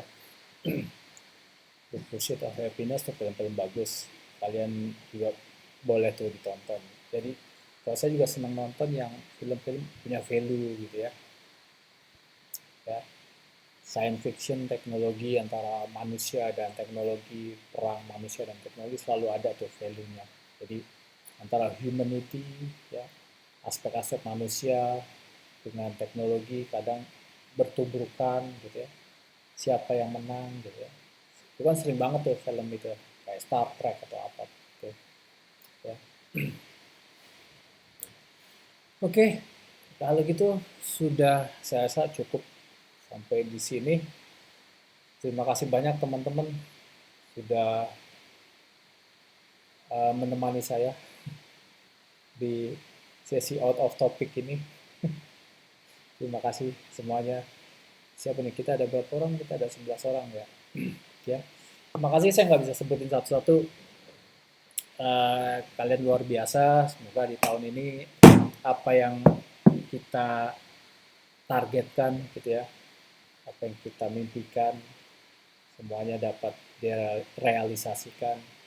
Masih ada 360 hari, artinya masih ada 360 peluang gitu ya. Karena setiap hari adalah satu peluang, setiap hari adalah hari yang baru, peluang yang baru ya. Tinggal bagaimana kita mau nggak memanfaatkan peluang itu, hari itu gitu ya. Ya. Jadi tetap semangat teman-teman ya. Perjalanan kita di dunia ini butuh teman-teman semua gitu. Kesuksesan teman-teman ditunggu banyak orang ya. Ditunggu keluarga, ditunggu anak istri, ditunggu teman gitu ya. Kesuksesan kita ditunggu banyak orang. Begitu ya. Sekali lagi saya ucapkan terima kasih banyak. Kita ketemu lagi berarti Kamis depan ya. Betul Pak. Secara online ya. Presentasinya kelompok Khairul ya Pak? Iya betul, presentasinya kelompok Khairul nanti secara online ya. Kita ketemu lagi minggu depan secara online lagi deh. Oke baik teman-teman, terima kasih banyak. Saya ucapkan Assalamualaikum warahmatullahi wabarakatuh. Selamat malam, selamat melanjutkan aktivitas, bagian aktivitas, dan selamat beristirahat. Sampai jumpa.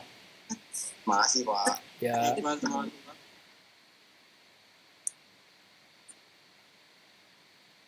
kasih banyak Pak. Ya.